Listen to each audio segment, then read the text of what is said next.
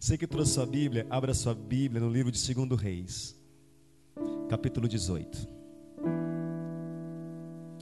2 Reis, capítulo 18, versículos 36 até o 39. 2 Reis, capítulo 18. Ela veio buscar a Bíblia dela, gente. Oh, meu Deus. Graças a Deus. 2 Reis, capítulo 18, versículos 36 ao 39. Se você não achou, não tem problema. Você pode acompanhar com a gente na projeção, ninguém fica perdido. Mas se você achou na sua Bíblia ou no aplicativo, acompanhe. Ai, saudade de vocês, gente. Que bom estar aqui. Obrigado, Jesus. 2 Reis 18, 36 a 39. Quem achou, diga amém. Quem está perdido, diga misericórdia. Como eu falei quinta-feira, irmão, se você não achou, abre aí e faz de conta.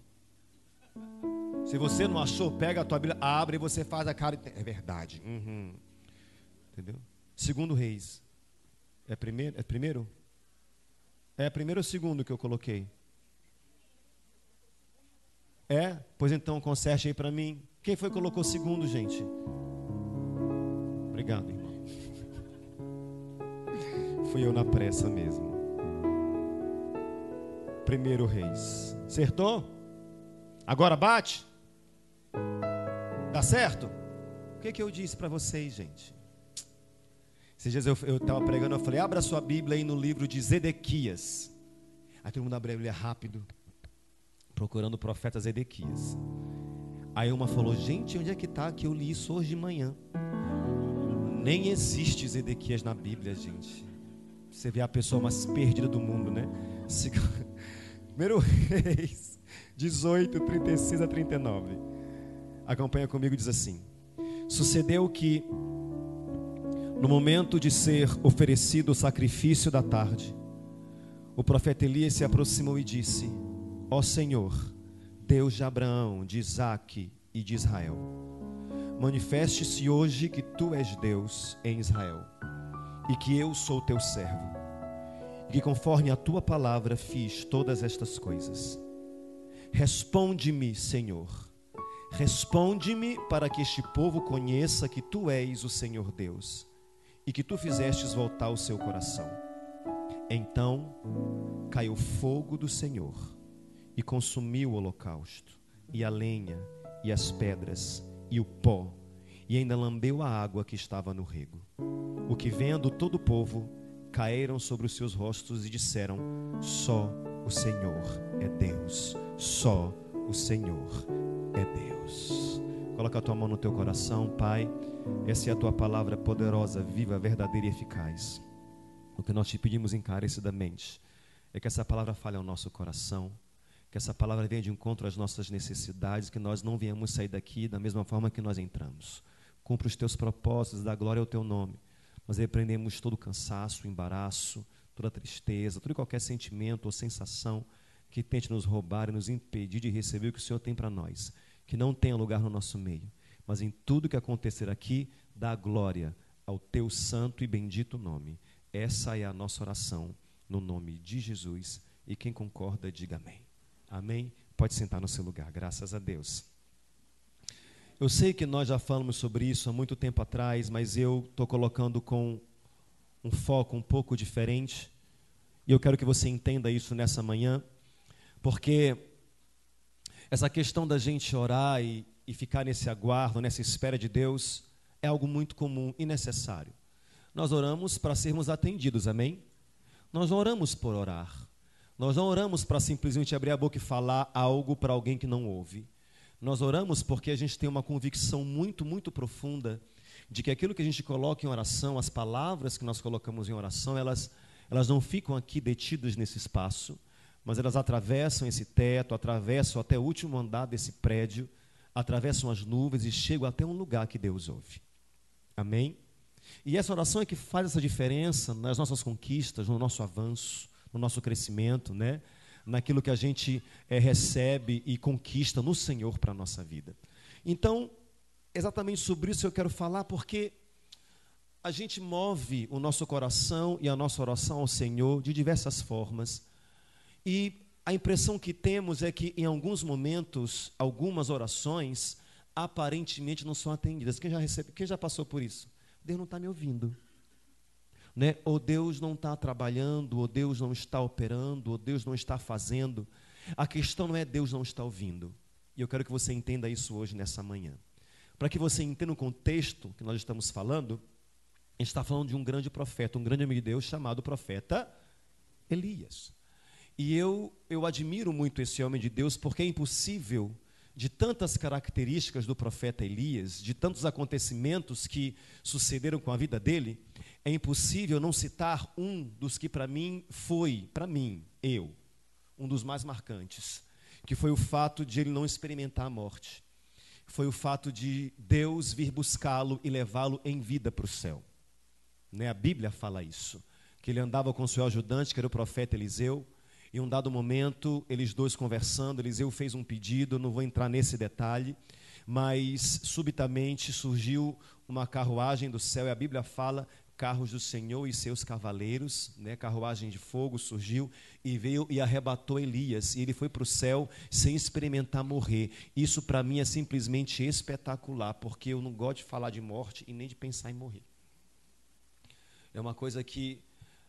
tudo que é desconhecido para a gente é meio pesado, né, gente? Tudo que é desconhecido para a gente é meio assim, conflituoso para se lidar. Tanto que, quando você está muito doente, você faz o quê? Não, eu vou esperar ficar pior e morrer. Duvido, gente, quem que faz isso? Quando você fica doente, você faz o quê? Bom, você procura logo um médico, você vai atrás de tratamento, porque você não quer morrer, você quer viver. A gente não sabe lidar com essa questão de morte. A gente nem foi feito para morrer. Deus nos fez para sermos eternos.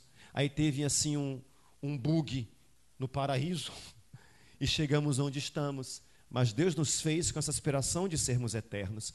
E que momento maravilhoso esse do profeta Elias, de não experimentar a morte, mas ir para o céu numa carruagem de fogo. Se fosse hoje, diria eu que viria nos buscar um Uber, né?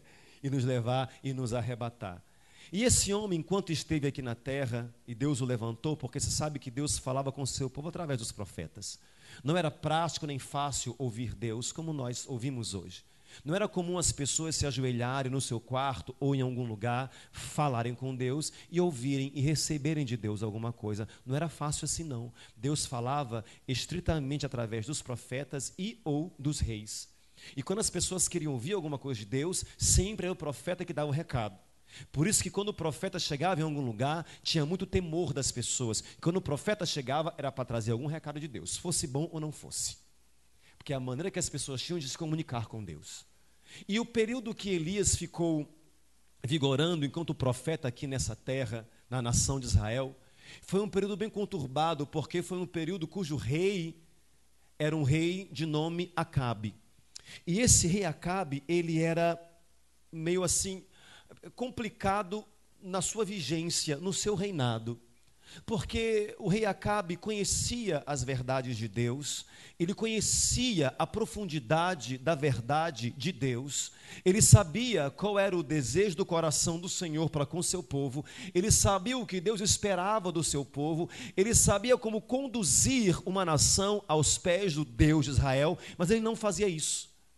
Ele não fazia isso somente porque ele não queria, porque ele não tinha interesse. Ele não fazia isso porque Acabe tinha uma dificuldade muito grande de se posicionar. E acabava sendo um homem mandado, e bem mandado, pela sua esposa. Quem era a esposa dele era Jezabel. Jezabel quer dizer o príncipe Baal é vivo. Jezabel, ela foi consagrada a Baal desde que nasceu. Ele casou-se com essa mulher. E essa mulher, ela tinha... assim, uma característica muito forte e imponente sobre Acabe. E de todas as formas, ela meio que governava mais do que ele. E Jezabel deixou o pessoal do reino, deixou a nação inteira extremamente confusa, porque ela era muito devota ao deus Baal. E esse deus Baal era uma entidade cirofenícia, que uma das formas de cultuar a Baal era sacrificar crianças. Né? Jogá-las no fogo vivas, era uma das maneiras de cultuar o deus Baal. Isso é uma coisa muito atroz, muito sanguinária. Só que ela era extremamente devota ao deus Baal, e ela difundiu o culto ao deus Baal em toda a nação, e o povo já estava bem confuso, tipo assim, a gente vai buscar quem? a gente vai adorar quem? Porque a Jezabel está divulgando e batendo assim firmemente que o Deus verdadeiro é o Deus Baal. Então, quem que a gente vai adorar? O Deus Baal ou o Deus que Elias prega, que é o Deus de Israel? E estava todo mundo muito confuso, quem adorar, quem buscar, para quem prestar culto. Porque Jezabel conseguiu meter o pânico no povo. E agora, a gente vai fazer o quê?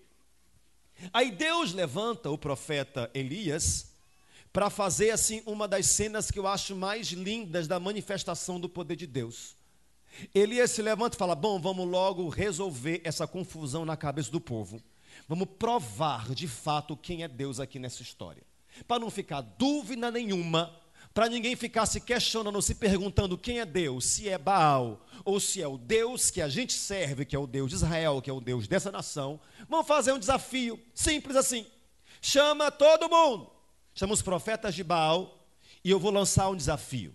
Nós vamos até esse lugar que é o Monte Carmelo. A gente esteve lá. É emocionante, gente. Emocionante. Ele falou: vamos marcar todo mundo de manhã no Monte Carmelo. E a gente vai clamar. Cada um vai clamar para o seu Deus. Quem é de Baal, clama para Baal. Quem é do Deus de Israel, clama para o Deus de Israel. Só que a gente vai clamar o quê? A gente vai preparar o altar, vai colocar um animal para ser sacrificado e fazer holocausto, mas ninguém vai atear fogo em nada. O Deus que for o Deus de verdade vai mandar fogo do céu. E assim vai ficar provado quem é de fato Deus nessa história. Então, ninguém tem o esforço de atear fogo em nada. Deus é que vai mandar fogo do céu. Beleza? Beleza. Foi todo mundo para lá. Quem? Elias. Quem? Os 400 ou mais de 400 profetas de Baal. E quem mais? O monte de Maroca.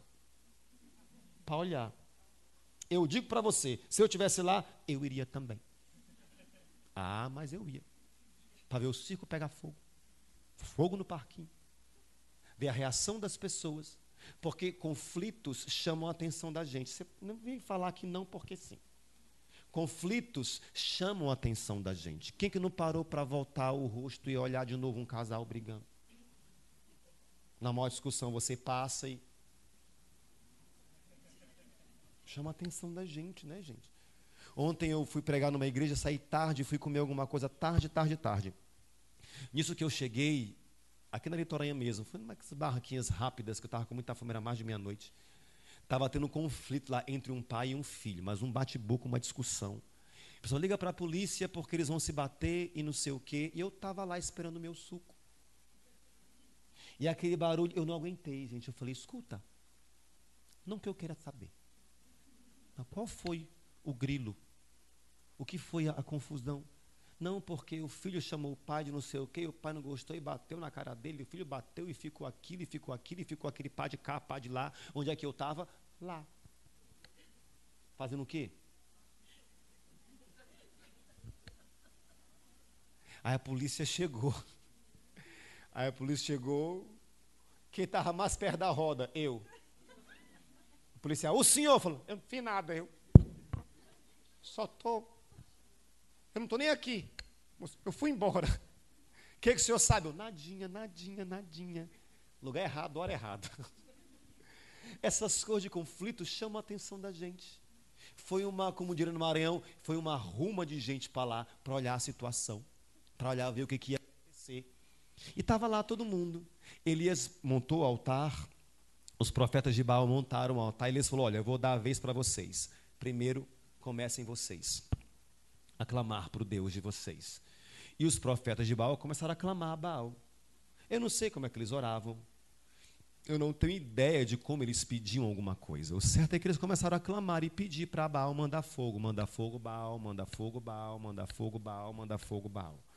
Eu sei que começou a passar o tempo, e a manhã começou a rolar, e a hora começou a passar, e nada acontecia. E Elias ainda tirava onda. Fala mais alto, que ele deve estar dormindo.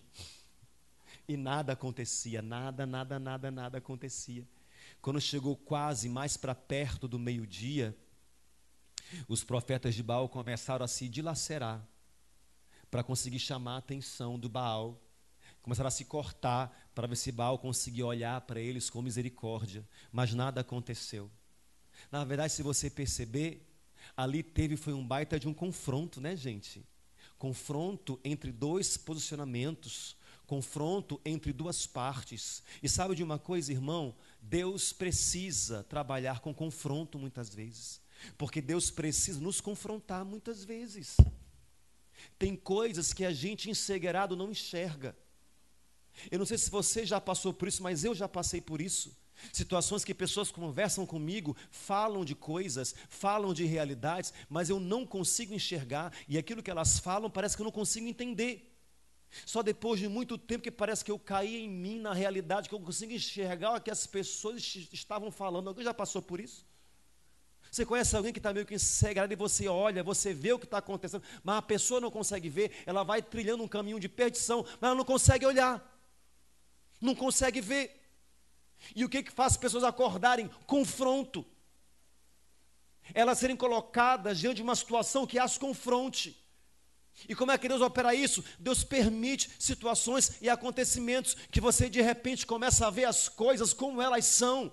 Isso é o confronto. Nós passamos a ver o que não queremos ver, mas precisamos ver. Meu Deus, eu sou assim. Senhor, essa é a realidade da situação. Nossa, a que ponto que eu cheguei? Alguém já se falou isso, gente? Eu já, muitas vezes. A que ponto que eu cheguei? Como que eu estava tão cego? Como que eu estava tão iludido? Acontece. Deus precisa nos colocar nessas situações de confronto para poder fazer a gente ver o que a gente não quer ver, mas precisa. E assim aconteceu esse confronto entre essa situação de Deus Baal e Deus de Israel. E nada aconteceu do lado de Baal. Por volta do meio-dia, chegou a vez de Elias. Por volta do meio-dia. E Elias foi, preparou o altar. Só que ele ainda fez algo assim, um bônus, um acréscimo. Ele falou, gente, eu quero que vocês tragam muita água. Tragam água, tragam água. Água, eu quero água. Encharquem essa lenha, encharquem esse cordeiro. Façam valas ao redor desse altar, porque eu quero tudo encharcado de água. Eu quero muita água. Encharcaram todo o altar. E Elias fez a oração que nós lemos aqui agora há pouco. Deus, para que fique claro quem é Deus, para que saibam quem é o Deus verdadeiro, eu oro, eu te peço, me responde. Ele falou por 2 vezes, responde-me, Senhor, responde-me, Senhor. E no meio da oração dele, meu irmão, a Bíblia fala, esse a Bíblia fala, eu acredito. Quem está comigo, diga amém. No meio da oração dele, eu não sei em qual direção, a gente estava lá no Monte Carmelo, é bem alto, dá para ver todo o Vale do Armagedon. E lá do alto, a gente não sabe de qual direção que a coisa aconteceu. O certo é que uma bola de fogo surgiu do céu e foi descendo, descendo, descendo, e caiu exatamente em cima do altar que Elias tinha levantado. E aquele fogo consumiu a lenha, aquele fogo consumiu o cordeiro, e a Bíblia fala que aquele fogo lambia a água. Pastor, que situação mais reveladora, que situação mais desafiadora, sim. Elias deixou a situação mais complicada e mais difícil, porque vir fogo do céu já é complicado, vir fogo do céu para queimar o que está encharcado d'água, não é mais complicado ainda? Mas essas coisas são de Deus, que é para ficar claro que Deus não precisa de uma ajuda ou auxílio ou favorecimento de quaisquer situações. Deus não precisa da intervenção de ninguém, é só Ele abrir a boca dele, tudo acontece. Deus não precisa de ajudinha, Deus não precisa de um empurrãozinho, Deus não precisa de ninguém para fazer o milagre da tua vida acontecer. Ele só precisa abrir a boca e liberar uma palavra e tudo acontece. E se não existir, Ele chama a existência o que não existe, porque Ele é Deus, e quem crê nisso, diga amém. Isso é que é o gostinho a mais, que quanto mais difícil, melhor, pois fica claro que foi Deus e a mão dele que operou. Eu lembrei do testemunho que você deu há tempos atrás, gente. Peraí. A mulher que é a esposa do... A minha irmã fala, eu esqueci. Marina. Eu sabia. É porque eu só lembro do nome do pensador, que é o Freud. O pensador, o Freud. A Marina, eu lembro da Marina, que estava muito bem, normal, veio num culto visitar, não foi, Marina? Aí ela, depois do culto, foi uma semana depois, foi? Ela tomando banho, se tocou e percebeu alguma coisa estranha. Quando foi no médico, ela estava com câncer e o pior que podia existir. Não era qualquer um, não. Era o punk, o pior, o ruim. Eu levei um susto quando a Mirella falou, pastor, a Marina que foi no José, eu lembro. Aí eu falei, o quê? Eu não tive nem tempo de ver a Marina. Quando veio, ela já viajou para começar um tratamento. E já começou o tratamento, foi no pancadão, não foi, Marina? Foi logo assim um dos piores. Aí você fica em pé, por favor. Você olha para ela, ó, viva e com saúde. Ela venceu a doença. Venceu. Tá boa, boa, boa, boa, boa. Uma coisa dessa complicada, difícil, é para todo mundo ver. Foi a mão de Deus que operou. Quanto mais difícil, melhor. Quem que convive com pessoas difíceis? É dessas que Deus gosta. Quem convive com gente muito complicada, que só Jesus pode te ajudar a conseguir lidar com essas pessoas. Ô, gente, que dá-se vontade de orar, Deus leva. Numa morte lenta. De tão complicado que eu convivo com essas pessoas. Quem que faz? É dessas que Deus gosta. Que Ele pega, transforma e fica provado que Ele é que fez e ninguém mais. Você consegue me entender? Situação, que está numa situação muito, muito difícil, assim, esperando uma resposta, uma porta aberta, sei lá o quê, profissionalmente falando, emocionalmente falando, sentimentalmente falando, familiarmente, que está numa situação punk da vida, punk. É dessas que Deus gosta. Deixa ficar bem ruim mesmo. Deus, está ruim, deixa pior. Que é para quando o Senhor operar, ninguém ter dúvida que foi o Senhor que fez. Por isso, ó, acalma o teu coração. Deus ainda é Deus. E o que Ele faz é ninguém que pode fazer. O que Ele faz é... Oh, Deus é muito bom, gente. Se vê a situação dessa, já tinha um holocausto, já tinha um altar, complicado de vir fogo do céu, só que Ele fala, eu quero água, eu quero muita água, deixa tudo mais difícil, que é para ficar claro que foi Deus que operou. E é Deus que opera nessas situações. E é Deus que vai operar na sua vida, em nome de Deus. Quem crê nisso, diga amém. A Bíblia fala no versículo 29, e sucedeu que passado o meio-dia, profetizaram eles até a hora de se oferecer o sacrifício da tarde, porém, não houve voz, nem resposta, nem atenção alguma. Aí entra Elias em cena e fez aquilo que nós colocamos aqui. Elias começa a orar. Elias começa a falar com Deus. Gente, eu não sei se você consegue notar, porque eu leio a Bíblia e eu percebo algumas coisas, que eu creio que você talvez já vai perceber também, ou se não, vamos perceber juntos agora. Você percebe que Elias e os demais clamam por uma resposta de oração, sim ou não? Quando você ora, você quer o quê? Não é assim? Toda a nossa oração é em prol de receber uma resposta. Deus, me fala que sim, ou me fala que não, ou opera, ou me mostra que não vai operar, ou abre essa porta, ou não abre. Mas todas as vezes que a gente ora, o que nós estamos esperando da parte do Senhor é uma resposta. E eu quero que você entenda, trocando em miúdos, o que é uma resposta de oração. Simples. Uma resposta de oração é a manifestação do poder de Deus agindo de forma a interferir nos acontecimentos e nas situações. Uma resposta de oração é o poder de Deus agindo para fazer alguma coisa acontecer. Uma resposta de oração é o poder de Deus agindo para abrir uma porta. Uma resposta de oração é o poder de Deus agindo para transformar uma pessoa. Uma resposta de oração é o poder de Deus agindo para trazer uma cura para uma enfermidade. Uma resposta de oração é o poder de Deus agindo para fazer aquilo que não era ser, e aquilo que não tinha condições de acontecer, passar a acontecer. Você me entende, irmão? Isso que é a resposta de oração. A gente ora pedindo para Deus um agir sobrenatural dele, e esse agir de Deus é que vai ser a nossa resposta. Você consegue me entender? Quando você olha para alguém que está doente, você pede, Deus, por favor, que o Senhor possa operar com misericórdia, seja feita a tua vontade, mas eu espero que o Senhor cure essa pessoa. Aí Deus vai e cura essa pessoa. Respondeu ou não? Sim. Que o Senhor abre essa porta, aí a porta vai e se abre, e você alcança o que o teu coração deseja. Respondeu ou não? Sim. Situações complicadas, difíceis. Lembrei da Thalita que está lá atrás, que passou por uma situação de conflito muito grande, profissionalmente falando. Aí abriu uma porta, bem difícil de ser aberta, né? Uma porta complicada de ser aberta. A gente se encontrou em algum, nem lembro onde a gente se encontrou. Ela falou, eu quero que você ore por isso, vamos orar junto, porque Deus vai operar, Deus vai agir. E era difícil, não era? Quanto mais difícil, melhor para Deus. Aí eu chego aqui, ela, pastor, eu assinei lá. Falei, não deu nem tempo do suspense.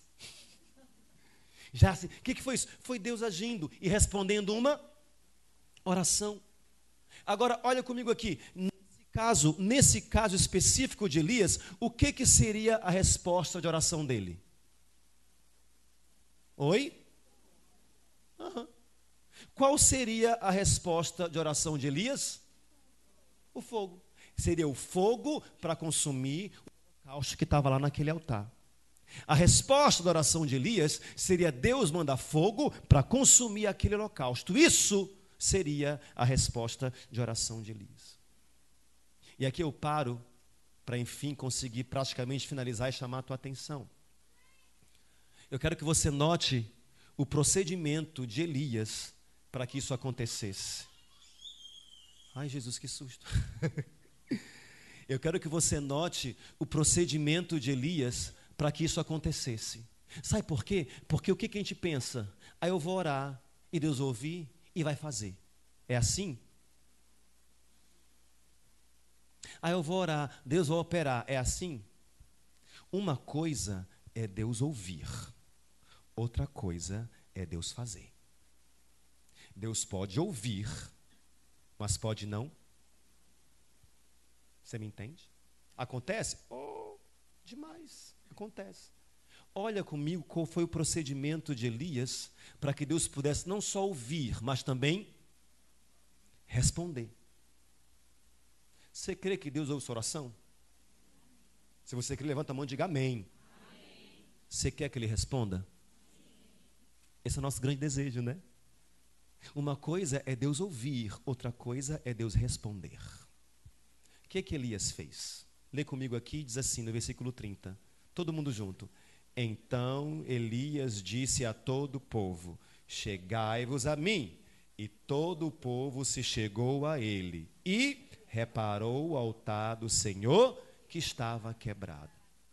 Antes de orar e pedir fogo do céu, antes de orar para que Deus pudesse ouvir uma oração, antes de orar para pedir uma graça e uma bênção, antes de orar e colocar para Deus a necessidade do coração dele, para que Deus pudesse ouvir e atender, antes de tudo, ele parou, chamou as pessoas e fez o quê? Ele, o que está grifado aí? Reparou o altar. O verbo reparar no dicionário é pôr em bom estado de funcionamento o que se havia estragado. Restaurar, consertar, recondicionar. Isso é restaurar. Entenda uma coisa aqui nessa manhã, em nome de Jesus. Sem fé, oração não sobe. A Bíblia fala, se você não vai orar e não tem fé, é melhor que você nem ore. Porque a fé é que vai fazer a tua oração chegar onde tem que chegar. Então, sem fé, a oração não. Mas sem altar reparado, a oração não é respondida. Uma coisa é uma coisa, outra coisa é outra coisa. Você pode orar e Deus pode ouvir tudo que você ora, mas se o altar não tiver reparado, meu irmão, não vem resposta e é nenhuma. E você fica na igreja, e você ora, e fica de culto em culto, ou vai de missa em missa, e faz tudo que o pastor manda, e faz tudo que o padre te orienta, mas não vê resultado. Pastor, Deus não está me ouvindo. Tá, o que não está é fazendo. Por quê? Porque Ele está ouvindo. Está respondendo. A fé que você tem fez a oração subir, mas um altar que não foi reparado, não fez a resposta chegar. Te explicando em miúdos, eu quero que você entenda que reparar o altar pode ser algumas coisas. Quando tem uma mulher reparando uma parede. Reparar o altar pode ser algumas coisas. Reparar o altar pode ser uma postura a ser tomada, que até hoje você não tomou. Uma postura que Deus espera que você chegue. Quer saber? Hoje eu vou tomar essa postura. Hoje de hoje não passa. A gente fica apelando essas posturas a serem tomadas. O que é que acontece? Deus ouve, mas não.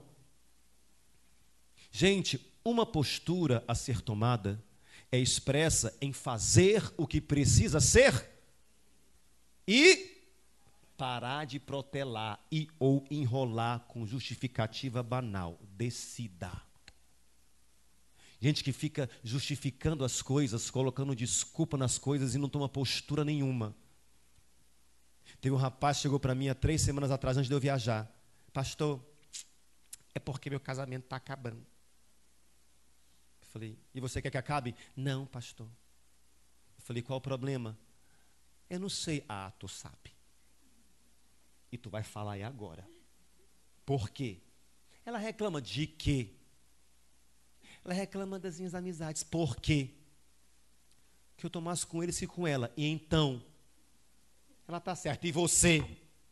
Eu estou errado. E eles são legais, mas eu tenho que ficar menos com eles. E eu tenho que largar para ficar casado. E agora? Ah, eu não sei. Ele sabe o que tem que fazer, mas não. Porque ele some com os amigos, vai embora, volta 2 dias depois. Sempre assim. Vai para um tal de futebol que só pode ser jogo com os demônios no inferno, porque ele volta 2, 3 dias depois. Não sei que futebol é esse, que deve ser o futebol assim, sabe, no mármore. Ele vai para esse futebol sábado, volta domingo. Desculpa, segunda. Aí ela, poxa, pastor, ele sabe que eu não gosto, eu não tenho problema dele jogar bola, mas o que custa ele voltar para casa depois? Eu virei para ele e falou, pastor, é porque eu quero voltar. Mas depois eles convidam, e eles, aí a gente, O que o senhor me disse, pastor? Eu falei, minha irmã se separa. Não, pastor, então muda tu, menino. O que falta, gente? Postura. Fazer o que precisa ser. Você me entende? Postura. A falta de postura caracteriza um altar que não está reparado. Aí a pessoa ora, mas não tem uma postura. Como que Deus vai operar? Quem me entende aqui, diga amém. Ora. Vem na igreja. Mas quando sai da porta para fora, é uma vergonha para o reino de Deus. Porque fala bobagem, é enrolado, é mentiroso. Deve, não paga. Tem a língua pesada, acusa demais os outros. É crente chato é o terror da minha vida. Eu repreendo dessa igreja todo crente chato. Jesus, a minha oração é, os crentes chatos, mata. Porque fazem envergonhar a gente. Alguém é um crente chato? Falta postura. Ele chega no lugar, como é que vai? Boa noite. Ambiente carregado. Falei, quem te perguntou? Gente que não tem postura, sabe? Não sabe chegar no lugar e ser bem-vindo. É mal-vindo onde chega, porque falta postura. Tudo é demônio, tudo é diabo. Tudo não presta. Tudo não é de Deus. Alguém conhece alguém assim? Eu tenho vergonha disso, gente. Aí o pessoal pensa que a gente é um bando de doido. Não que não seja. Mas não assim. Não desse jeito. Falta postura. Gente que não entende as coisas. Gente que não entende, falta postura. Postura de quê? De cristão, de servo de Deus. Jesus era legal. A prova que Jesus era legal, que onde ele estava sempre tinha gente. Jesus não era chato não, gente. É você que é. Porque Jesus era legal demais. Postura. Falta de postura é altar destruído. Você vai orar, Deus vai até ouvir, mas não vai responder. Quem me entende, diga amém. Reparar o altar pode ser uma falta de posicionamento. É mesmo que postura, pastor? Não. Falta de posicionamento também deixa o altar destruído, faz Deus ouvir, mas não responder. Pessoas sem posicionamento sofrem. Sofrem muito. Sabe por quê? Porque pessoas sem posicionamento são pessoas indecisas, são pessoas que querem agradar a todo mundo, são pessoas que vivem se anulando e são pessoas que têm dificuldade em dizer não. Não tem posicionamento, ela sofre. Eu tinha dificuldade com isso, sabe? Eu não tinha muito posicionamento para algumas coisas. Eu lembro que, até comentei isso com vocês, eu fui numa viagem em Manaus, Amazonas. Obrigado, Matheus. Eu fui numa viagem em Manaus. Aí nós fomos em Manaus e tínhamos umas conhecidas nossas lá. E uma delas falou, eu vou levar vocês para vocês conhecerem a cidade. Estava eu e minha irmã. Eu vou buscar vocês amanhã. Eu falei, tá bom, porque eu nasci em Manaus, mas saí de lá com 5 anos de idade. Então eu busco vocês amanhã de manhã. Eu falei, tá bom. Meu irmão, ela chegou buzinando 10:06. Isso é hora de buscar a visita. 10:06. Eu só acordei e escorri meu dente. Eu fui com a cara brilhando. Ainda às 11.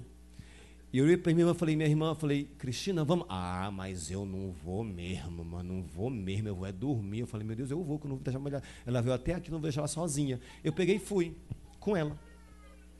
Minha gente, essa mulher, ela rodou comigo de 6 horas da manhã. Rodou. Ela não rodou mostrando a cidade, ela rodou comigo, fazendo o trabalho dela, e eu estava lá.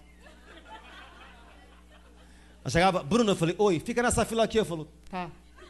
Eu ficava na fila. Ela chegava, fazia, enchia para o carro, agora eu vou bem ali, não sei o quê, tá bom. Bruna, eu falei, oi, tu vai na frente, tu? Eu falei, faço o quê? Procura, você tá lá, o fulano. Lá eu ia procurar, estava fulano. Foi o dia, gente, eu saí 5:50 da manhã. Eu não tinha comido nada, nem bebido água. Deus é minha testemunha. Não parava. Chegou 3 horas da tarde, eu já estava que nem um C.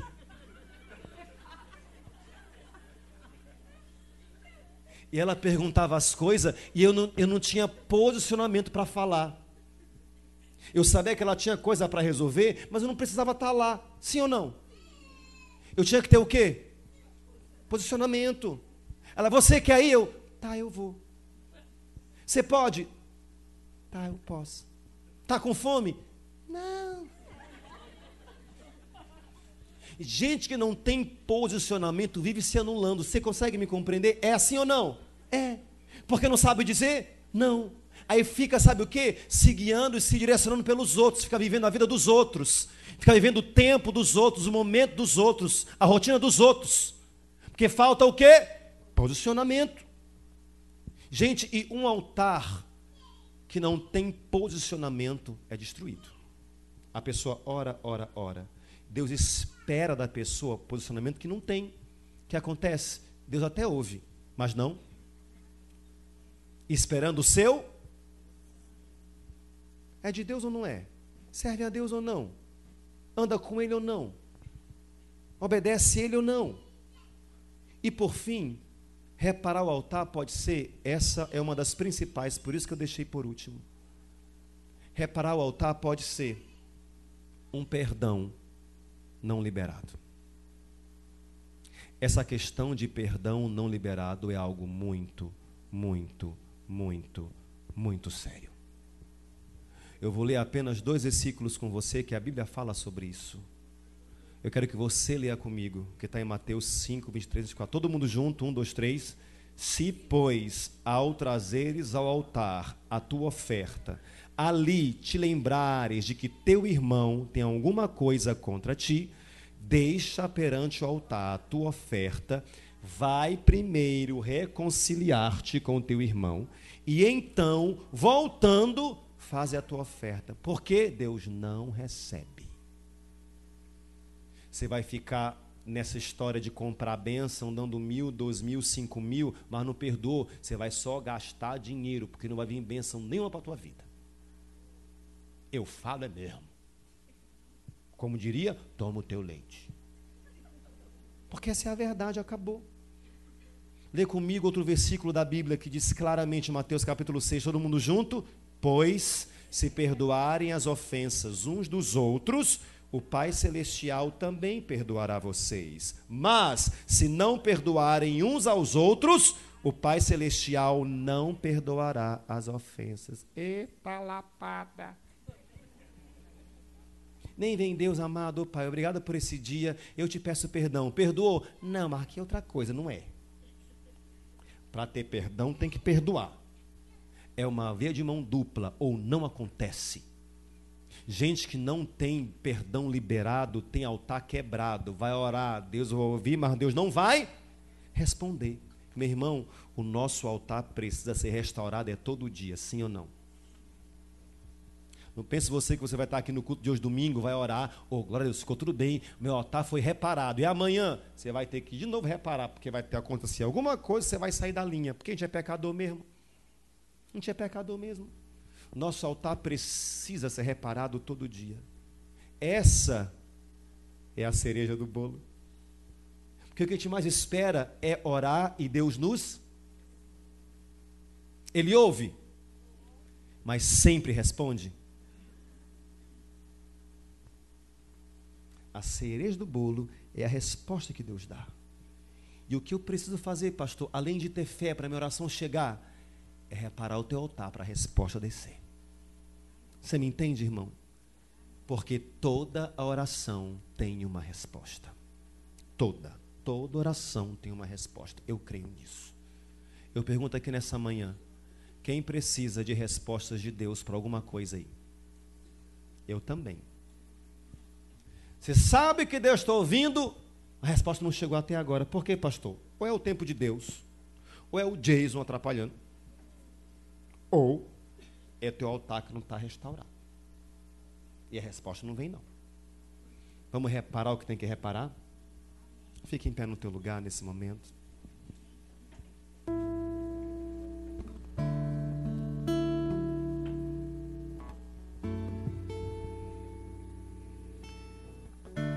Eu peço encarecidamente que você feche os teus olhos.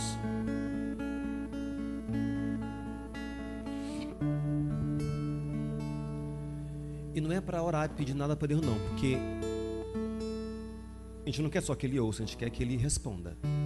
Ouvir, Ele vai ouvir, porque eu sei que você tem fé, você está aqui. Se saiu de casa, vai vir numa igreja. É sinal que você tem fé. Você acredita que o que você fala aqui, se Deus lá em cima ouve, opera e trabalha e faz por nós. A questão não é ter fé para a oração chegar lá. A questão é a resposta vir de volta. Por isso eu peço para você olhar para o teu altar. O teu altar é a tua vida. As tuas posturas, teus posicionamentos, tuas atitudes.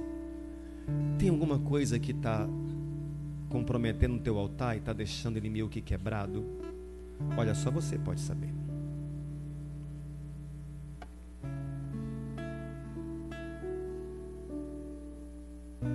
Não adianta você, orar e colocar para Deus com tanta fé, porque ouvir Ele vai, mas responder, que é o grande lance, a cereja do bolo, pode não chegar a resposta nenhuma. Então, antes de orar, faz como Elias. Antes de abrir a boca para falar alguma coisa, repara o altar. Se você está em débito com alguém, no perdão, no amor, numa conversa, decide fazer isso hoje. Sai para ter tua oração respondida. Quem sabe você não está com tudo aí fora de lugar e bagunçado na sua vida. Não é por falta de fé não, porque fé você tem. Mas não está respondendo e está tudo meio que fora de lugar e tudo doido na sua vida. O que é, pastor? Não está chegando resposta. Não está havendo a manifestação do poder de Deus na sua vida. A resposta é isso. Resposta de oração é a manifestação do poder de Deus. Para restaurar, para curar, para sarar, para levantar. E não está chegando. Por quê? Porque não é falta de fé não. É altar quebrado. Então, olha aí para o teu altar e coloca algumas coisas no lugar. Porque quem tem que fazer isso é a gente. Não é ninguém por nós não. Porque é a gente que sabe desses pontos falhos em nós. E pode falar para Deus em oração. Deus, olha, eu confesso para o Senhor que meu altar está meio destruído em alguns pontos, porque eu não estou tendo postura ainda que eu tenho que ter, ou eu não estou tendo o posicionamento ainda que o Senhor espera que eu tenha. Eu acabo aceitando tudo e isso torna uma vida uma bagunça. Eu estou um pouco orgulhoso em relação a algumas coisas, Pai. irredutível em relação às outras, implacável em relação a alguns comportamentos. Ah, meu irmão, isso aí é altar destruído, não tem como a oração chegar. Então, o que você sabe que está meio que fora de lugar, a gente coloca para Deus em oração. A gente não vai pedir para Deus resolver para nós vai pedir para Deus nos dar força para que nós possamos resolver. E assim Ele opera. Assim Ele opera. Eu vou dar um minutinho para você falar com Ele. Eu vou orar por você logo mais. Mas aproveita esse momento agora. Repara o altar, porque você está tendo uma grande oportunidade de ter uma resposta de oração, quem sabe ainda hoje. Ainda hoje. Não é fé que está faltando. É altar que não está reparado.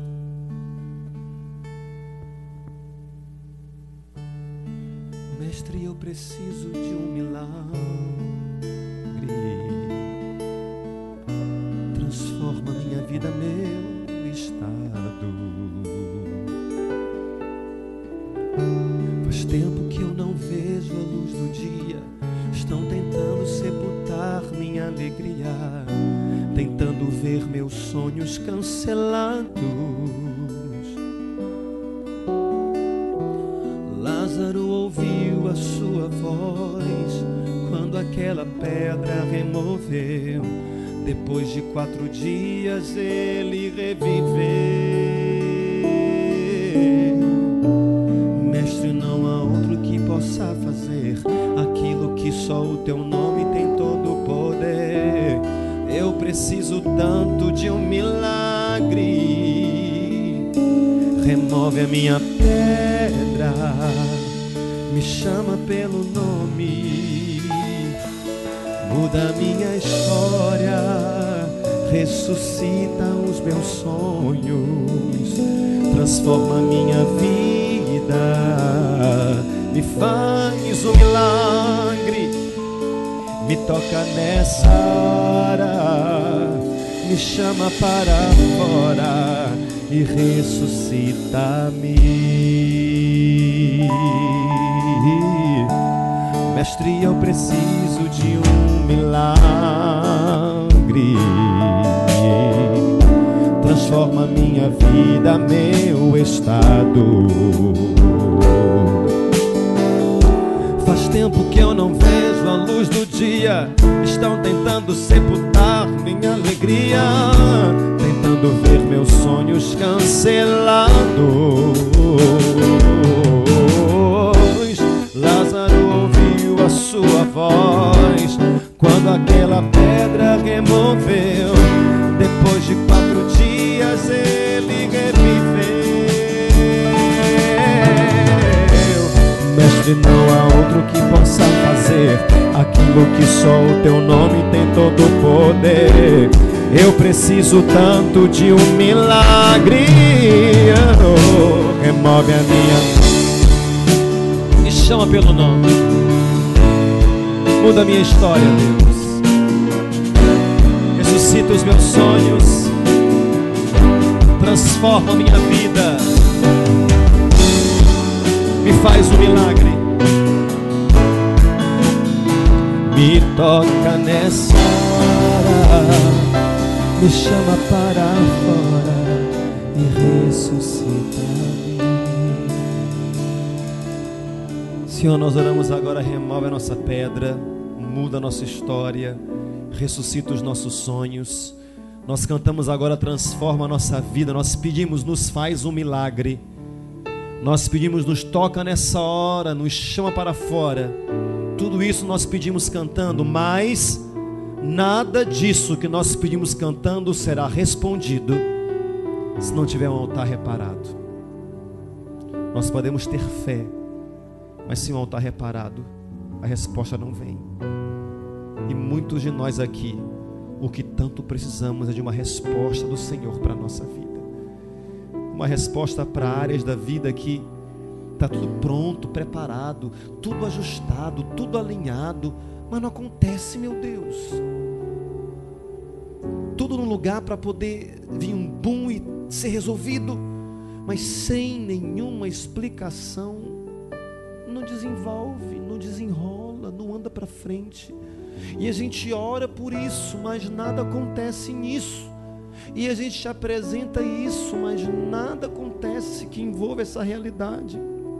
E não é falta de fé, e não é o Senhor que não está ouvindo, mas tem grandes chances de ser uma parte do nosso altar destruído, que precisa ser reparado.